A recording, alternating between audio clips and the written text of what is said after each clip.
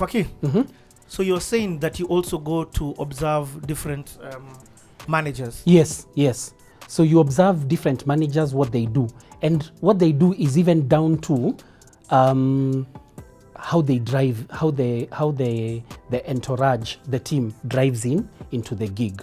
You know, like even for even if your artist is doing the gig, it's important for either you or you have, even for us now, we even had an advanced team. So advanced team goes to check that when you get to the gig, what's the entrance you'll use? Because you can't use the entrance with everyone. From where you'll park the car to backstage, how far are you walking? And important, can you not interact with people so that when people see you, they get excited? There's something about if I'm going on stage, but you see me before stage, you won't be as excited. In fact, how Nameless describes it, I keep on going back to him. How Nameless describes it, before days of COVID, this is what he used to say. As an artist, and I think this was pre even social media really. As an artist, there's scarcity helps you. Every hand you shake out there, that's money you're losing. Because you're becoming familiar with that person, and they're not as excited to see you on stage. What's the balance with that and being a snob? It's hard, and that's why most prefer just to not to appear in public. Let me tell you, kwanza, wacha kuibie siri. If you want to see quite a number of celebs, go to these 24-hour supermarkets like at 2 a.m. You'll meet them there shopping. Yani, they're in hoodies na nini, but they're so comfortable. Even DJs, they're so comfortable, nini. Because at that time, there are not many people. And then it can't be like at that hour over the weekend. Go like Monday, Tuesday. You know, those odd days. Yeah. Okay, I'll ask this one more about management because Sana sort of brought this up and I had never looked at it in that sense. And now it's between artist to artist, familiarity, where there were artists who are demanding collabos from Sana and not allowing her the opportunity to say no. And when she says no, it's like how on earth they start abusing her. Yeah. No, that it's so unfortunate. And I when she said it, I felt her pain because I could see it with Nyash. The advantage that Nyash had was a lot of those requests for collabos used to come through me or through Sedo. So what we did at that point was we developed a system. We developed a system where we'd say, at that point we had, in our structure, we had Sedo as the music director. So I can easily tell you, Nyasha nakufil, lakini Sedo anasema as per vile tume structure, haitaingiana. What? Yeah. But so, the other thing about an artist, let me say an artist like Nyash, because this is not just limited to him. It could even be the same for Sana. There's situations where a lot of artists expect that for this collabo, you be the one to even write, because they want to ride on his writing or her writing. So one of the ways we used to deal with that is, and I used to really enjoy this part. So you come and you say you want to do a collabo with Nyash. So what we tell you to do is go and do your song fully and then leave that gap where you want Nyash to be. Then bring it. Then we listen to it as a team, not just as Nyash. And we even tell you from the word go that Nyash may feel it, but then the rest of the team, because of our planning, brand, music director and everything, it may not be aligned to what we want. What? So it's not just him making the decision. Now the beauty of saying that is very few people came back with this. What? Yes. In fact, the first person who came back with it, and now, and I say this, I'll open a can of worms, but let me just say it.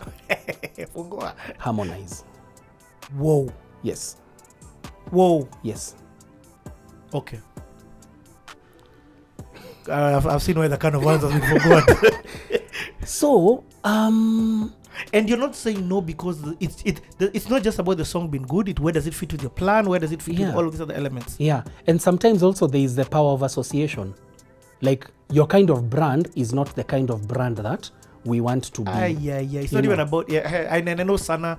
That was a big thing for her. Yeah, it was just like your brand wise. I don't care how talented you are. Yeah, your character matters. Hey, okay. So I feel her pain. Let me just add one more thing about management and the importance of knowing someone. Now, and I'll use an example again of Nyash. You see, like a trip going to the US. So we're going to the US, the show is Saturday. So I know how Nyash travels. So I know that when he's traveling, based on what maybe he had been doing before, like maybe if he had been in studio or, or he had been busy. And also based on the flight, he might not have been comfortable enough to sleep on the flight. Now, Stato is a long flight. When we get there, he needs to sleep. He needs to recover. That means if we are doing a show on Saturday, we cannot leave Kenya on Thursday. Yep. To land there on Friday, then the show is Saturday. So, Tuesday, latest. Yes. So we leave Tuesday or Wednesday actually was the latest. Because the beauty again about Stato is we'd leave on Wednesday, hours. then you're gaining hours. So you still arrive on Wednesday. But now what that used to do would be, we arrive on Wednesday and we had a routine. We arrive on Wednesday, we hit a fast food to just eat something that we haven't eaten in Kenya. And then there's an annoying thing that some promoters do. You land, then they take you to a Kenyan restaurant to eat chapo and ugali. I'm like, no. No. Yeah, So we hit a restaurant. Either we eat there or we do takeaway. Then we go straight to the hotel. Then I know when we get to the hotel, I need to go to the reception, get his room key, give it to him, and he goes. Then me, I'll fill in the forms. So I can't be. He can't be seated there, and I'm filling in forms, and he's waiting. Yeah. And also, what about now? Of course, he's arrived. The promoters, they're excited. Yeah. They want association. They want to show you Stato. So before those doors for beyond baggage claim, before those doors open, prepare. Because once we step out, kuna photos. So are you. So back to Nairobi, when we are parking, kumbuka, tukifika baggage claim, lazima uchange hizo open shoes umevaa, ndio tukipita baggage claim, vile umedress, those promoters will want to do a video. What? Hey, Fakii. Yeah. Hii ni kazi. Ni kazi. Like you have to be a step ahead of everybody. The artists, the promoters, the drama that's going to happen. Yeah. Guys don't understand. One of the people who I'd love to also sit on CTA, probably people don't know him, but he's Noriega, Otilo Brown's manager. That guy, I had a conversation with him.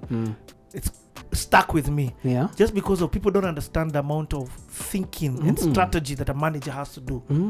And firefighting and people management and all of these other things. Okay, so your job is always artist protection first. Yeah. The last thing that I want to say about artist management is with time, you develop signals. So I can stand, you're my artist, I can stand somewhere and I'll look at you, and by just your look, you're telling me, get me out of here. I need to come and rescue you. And you're smiling to the camera and things. Like yeah, like get me out of here, I'm uncomfortable, or things like that. Wow. Yeah. Oh, sorry. As a manager, sometimes your number is the one that is given out to the people who the fans. Because you see, and we've had this experience before, where we do a gig with a corporate, then now that corporate cuts you off. Then you wonder why. Kumbe there is someone who wanted us to roll and it didn't work out the way they wanted.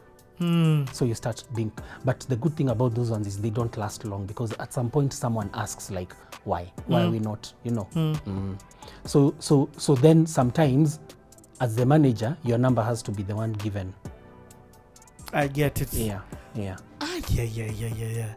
You're dealing with, and now you hadn't been dealing with a person on this superstar kind of level. No. Okay, let me just ask this last one, then we continue with the journey. Dude, what on Nyasha's level, on Bien's level, on I think now Kali is checking into that level. What are those levels of that superstardom? What are the challenges that are only faced at that level?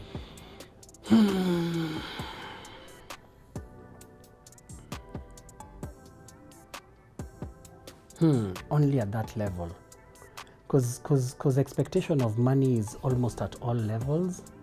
I think just being accused of being a diva. So there are many accusations.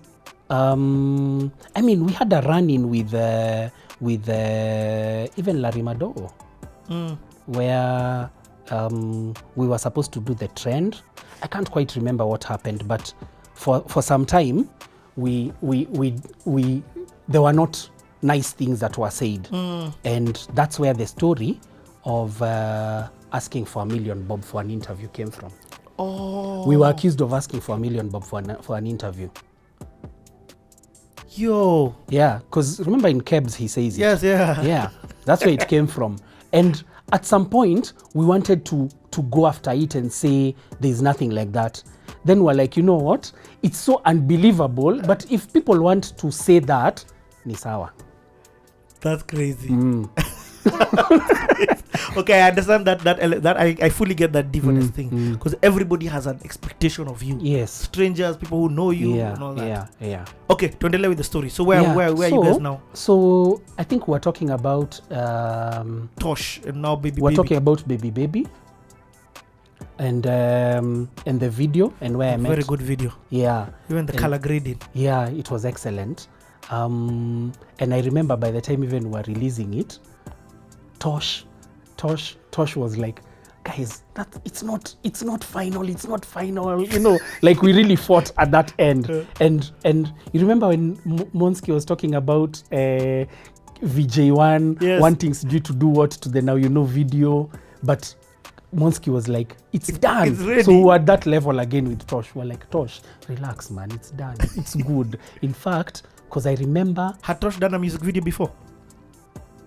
I don't know if he had. Okay, anyway. I doubt he had. I know he had done movies. Yeah. For those who don't know Tosh, the one who did Nairobi Half-Life. Yes. And Disconnect now. I remember we launched, I can't forget this. This was when Tamarind Tree was new, and we launched it in I think it was Feb 2018.